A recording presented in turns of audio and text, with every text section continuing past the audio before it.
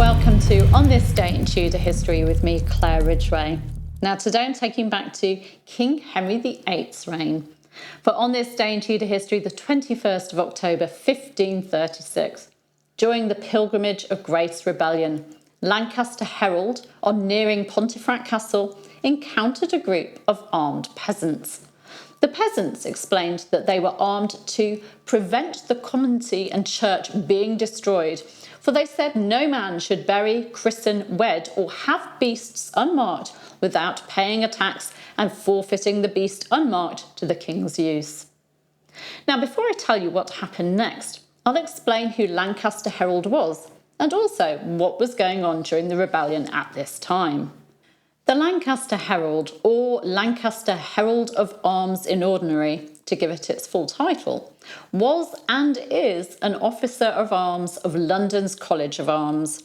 An officer of arms' duties included conserving heraldic and genealogical records, arranging and participating in ceremonies of state, such as coronations, and controlling armorial matters, i.e. issues to do with coats of arms. But heralds would also read out royal proclamations, and this is what Thomas Milner, Lancaster Herald, had been sent to the rebels to do. As I've explained in previous talks on the 1536 rebellion, the Pilgrimage of Grace Rebellion was an uprising in the north, mainly in Lincolnshire and Yorkshire, which began in early October 1536.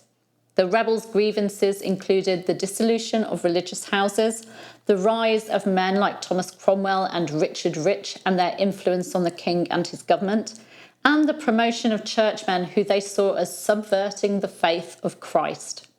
By this day in 1536, the uprising had spread from Lincolnshire into the East Riding, West Riding and North Riding of Yorkshire. And the previous day, Pontefract Castle had yielded to the rebels, and its inhabitants, which included its owner Baron Darcy and Edmund Lee, Archbishop of York, among others, had signed the rebel oath. However, the Lincolnshire rebels had dispersed on the 11th of October, after the king had threatened them with charges of treason if they didn't. Lancaster Herald had been sent to Pontefract to read out a proclamation telling of how the Lincolnshire rebels had submitted to the king. After his encounter with the armed peasants, the herald was able to continue on to Pontefract Castle, where he met with rebel leader, lawyer Robert Aske. Aske refused to let the herald read out the proclamation, declaring that he and his people were intent on staying true to their cause and would be marching on London on a pilgrimage to the king to have all vile blood put from his council and noble blood set up again, to have the faith of Christ and God's laws kept, and restitution for wrongs done to the church and the commonty used as they should be. Lancaster Herald asked for this in writing. According to the Herald, Aske then called for the oath he gave his people and said the articles were in it and delivered it to me, offering to put his hand to it.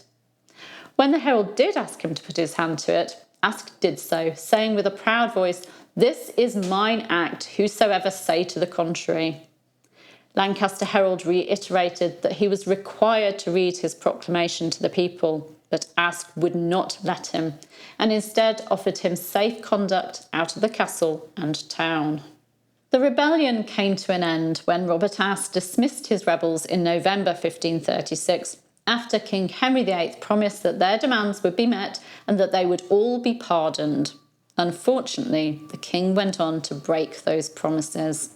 Also on this day in Tudor history, the 21st of October 1532, King Henry VIII left his sweetheart Anne Boleyn, Marquess of Pembroke, behind in Calais while he travelled to Boulogne to spend a few days at the French court with Francis I.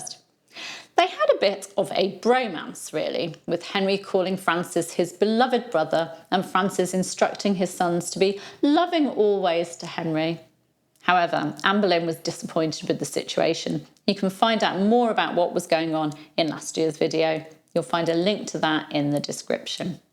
Thank you for joining me today. You can subscribe round about there, hit the bell to be notified as these videos go live, and you can give me a like and leave me a comment. I'll see you very soon. Take care.